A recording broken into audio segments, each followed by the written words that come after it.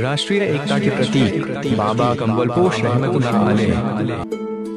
हमारा देश हमेशा से ही ऋषियों, संतों और सूफियों की भूमि रहा है, जिसमें महाराष्ट्र भारतीय संस्कृति और धर्म का प्रमुख केंद्र रहा है और आज भी है। वैसे तो महाराष्ट्र में बहुत से सूफी संत हुए हैं, जिनमें प्रमुख रूप से शिरडी के साईं बाबा, अक्कलकोट के स्वामी समर्थ महाराज, शेगांव के गजानन महाराज, चिखली बुलढाणा के सैलानी बाबा, नागपुर के ताजुद्दीन बाबा। महाराष्ट्र यह सूफी संतों की भूमि है। सूफी संतों में सबसे प्रमुख वे संत और सूफी है जो राष्ट्र संत हो गए और जिनके विचार आज भी समाज में प्रासंगिक बने हुए हैं। देश और राज्य की इसी सूफी संत परंपरा को आगे बढ़ाने का काम महाराष्ट्र के यवतमाल जिले के आर्नी शहर में अरुणावती नदी के किनारे स्थित मनोहारी, सुंदर, स्मरणीय स्थल पर सर्वधर्म सद्भावना के प्रतीक बाबा कम्बलपोश रहमतुल्लाह अलैह ने किया है।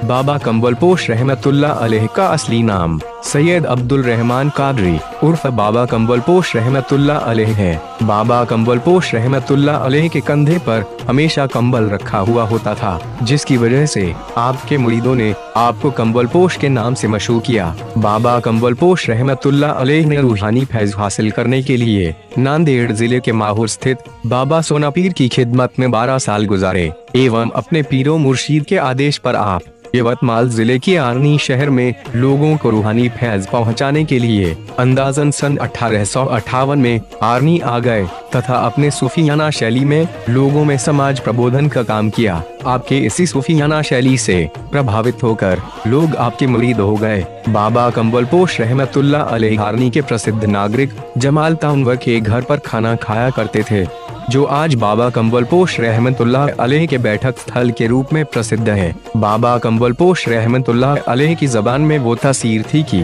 आपकी दुआ से बे औलाद को भी अल्लाह ताला औलाद से नवाज देता था। आपके मुरीद बचू बाबा भी आपकी दुआओं का ही नतीजा है। बचू बाबा की मां ने बचू बाबा को आपको दान में दे दिया था। बचू बाबा का पालन पोषण बाबा कम्बलपोश रहमतुल्लाह अलैह ने ही किया तथा बच्चू बाबा की वसीयत के मुताबिक बचू बाबा को बाबा कम्बलपोश रहमतुल्लाह अलैह के सिराने से ही दफन किया गया है। बाबा कम्बलपोश रहमतुल्लाह अलैह हमेशा आर्नी शहर के अरुणावती नदी के किनारे एक पेड़ के पास बैठा करते थे। यहीं पर आपका दिल लगा रहता था, जिसकी वजह से इस नदी के किनारे मौजूद एक खेत मालक किसान ने आपको अपना खेत दान में दे दिया। बाबा कम्बलपोश रहमतुल्लाह अलैह ने इस्लामी तिथि के अनुसार 16 शवाल तथा ईस्वी सन 1938 को बरोज मंगलवार इस दुनिया से पर्दा फरमाया। आपके पर्दा फरमाने के बाद आपके सबसे करीबी मुरीद बचू बाबा ने आपके शव को आर्नी शहर के निकट अरुणावती नदी के किनारे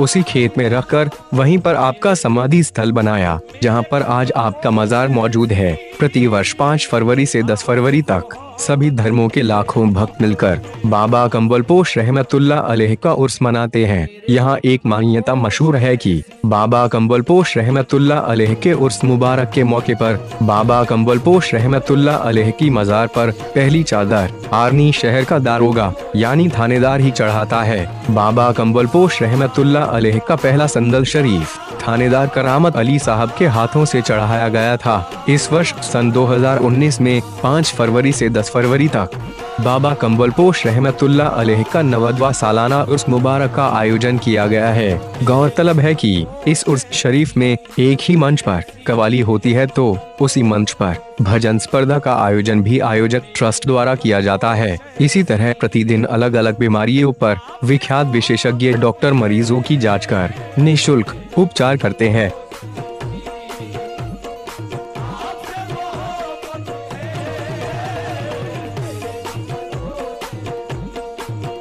5 फरवरी से 10 फरवरी तक सुबह 11 बजे और शाम 7 बजे लंगर लुटाया जाता है। मेले में मनोरंजन के साधन, गृहोपयोगी सामग्री तथा अन्य विशेषता वाली दुकानें लगाई जाती है। आर्नी ही नहीं बल्कि संपूर्ण महाराष्ट्र के लोग इस उर्स मुबारक के आगमन की राह देखते हैं। उर्स मुबारक के दौरान आर्नी में ईद और दीपावली जैसा माहौल रहता है। आर्नी शहर के स्थानिक लोगों से प्राप्त जानकारी के अनुसार जब कभी भी आर्नी शहर में बाढ़ आती है तो कभी भी इस मजार तक बाढ़ का पानी नहीं पहुंचता है। यही बाबा कम्बलपोश रहमतुल्लाह अलैह की सबसे बड़ी करामात है।